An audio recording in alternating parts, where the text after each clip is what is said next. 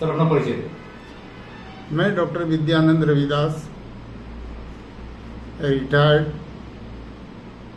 Scientist ji, ICMR RMRI Patna. The Bihar having one of the institute under ICMR coverage, and that is Rajendra Memorial Research Institute, where I was worked for more than 30 years, and we have actively participated in elimination of Kala Jar. Now today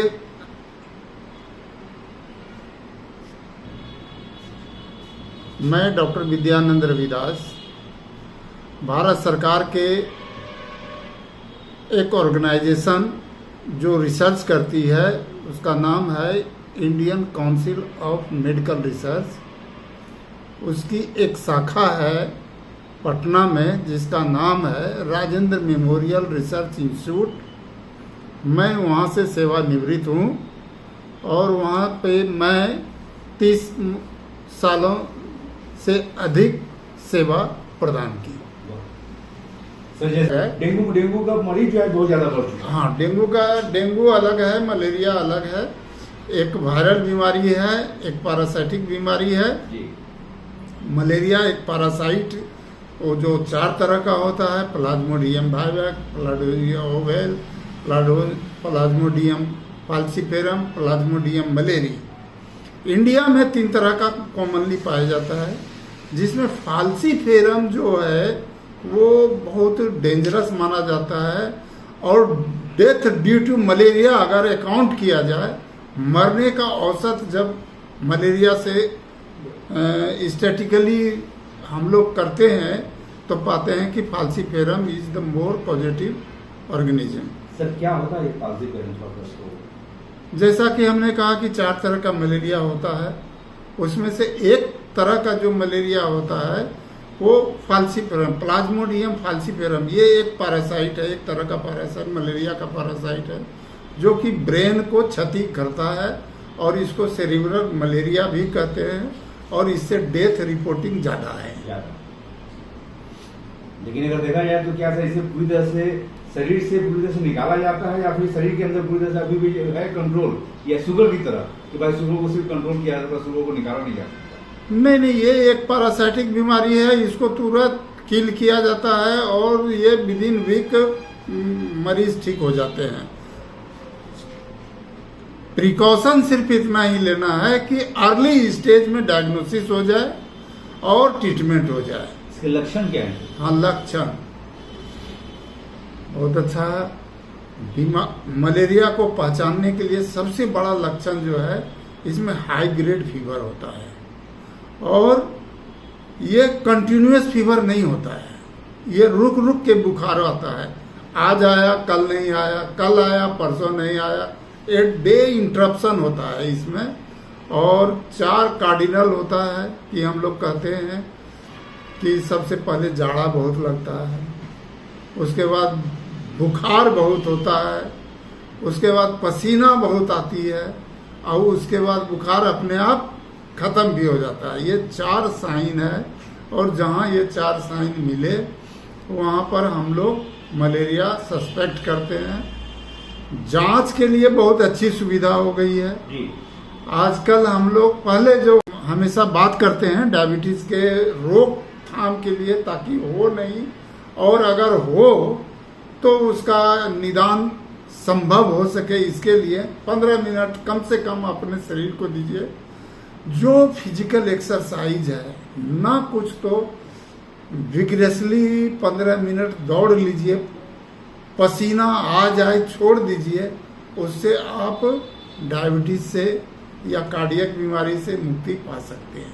sir मुक्ति पा सकते हैं या control कर सकते हैं? Control कर सकते हैं। कंट्रोल कर सकते हैं। इसका मतलब ये हुआ कि शुगर अगर शरीर में चला गया तो फिर वो शुगर सब शरीर से बाहर नहीं निकल सकता। नहीं, शुगर जब चला गया तब तो फिर 3 बातें हैं जो always I am advocating to the patient. एक तो भाई का खान पान आप कांस्टेंट करिए, आपका खान पान में परहेज होना है। क्या चावल चीनी मिठाई खाने से शुगर होता है?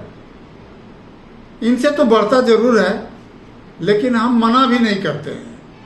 आज क्या है कि हमारे समाज का मुख्य आहार जो है चावल, चीनी और ये है, तो हम मना भी नहीं करते हैं। बट तो ये फिर जेनेटिक हुआ? नहीं, जेनेटिक भी है और रहन सहन से भी है। लेकिन जहाँ तक प्रतिबंध करने की बात है, खान पान में परहेज करने की बात है, आई एम नॉट एडवोकेटिंग कि everything you have to leave.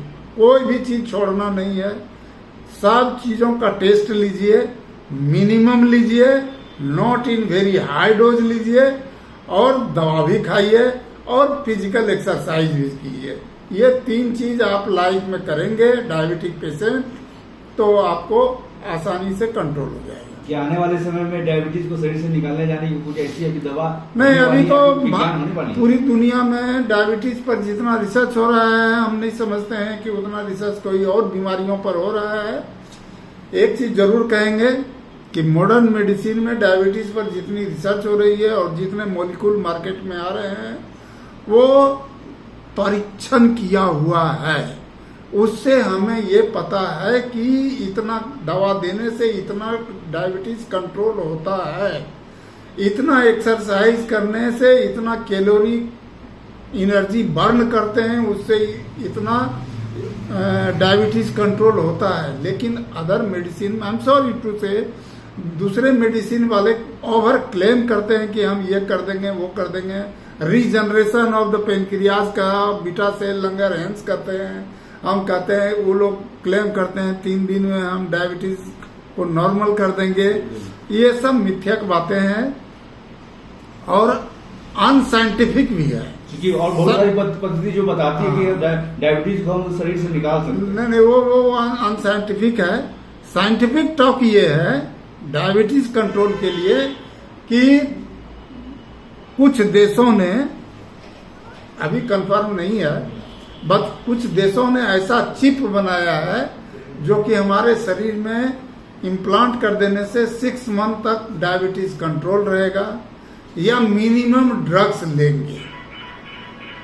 तो ये फैसिलिटी है, अब देखा जाए फ्यूचर कुछ नया कुछ क्या कुछ हो सकता है। सर, आपसे कांटेक्ट करने के लिए मरीज जो है आपका क्या कांटेक्ट नंबर का आपसे अपॉइंटमेंट लेंगे और यहाँ का एड्रेस क्या है?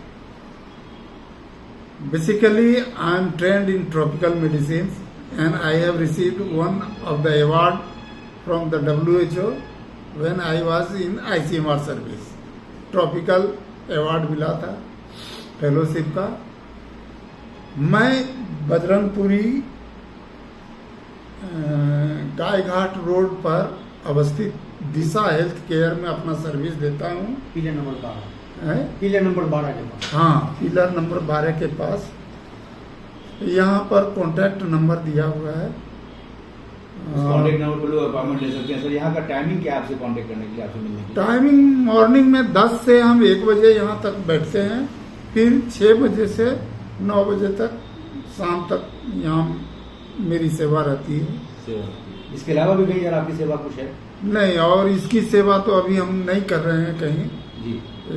इसी क्लिनिक में अपनी सेवा देते हैं सुबह और शाम का जो चलिए, बहुत बहुत शुक्रिया। लेकिन मैं एक मैसेज देना चाहता हूँ। बिल्कुल। मैसेज ये है कि मलेरिया तो कम हो रहा है, समाज में अभी टीबी का प्रकोप जब से स्क्रीनिंग प्रोसेस बढ़ गया है, उससे मरीजों में टीबी का प्रकोप बढ़ा हुआ है, ज्यादा नंबर ऑफ केसेस मिल रहे हैं। ट्यूबरकुलोसिस का, टीबी का, जी। किसी भी तरह का, चाहे पेट का हो, गले का हो, चाहे वो छाती का हो, हम उनको फ्री ऑफ कॉस्ट इलाज करते हैं।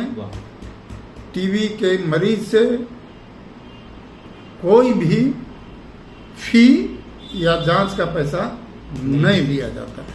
बहुत बहुत शुक्रिया सर, बहुत